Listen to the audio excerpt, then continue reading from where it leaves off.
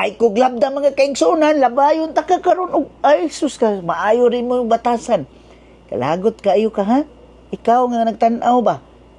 Usahay ang atong batasan ingon ana. Kana bitong mahotdan na tagpasensya, hurot na tanan, yabo na. Spilling out my bad, my evil side.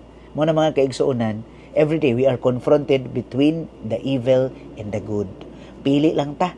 Magbuhat patag maayo, pagpaubos kanunay, paubos pag yun, paubos, pasensya, paubos. Pagpakita gugma, pagsabot, kaya nato na?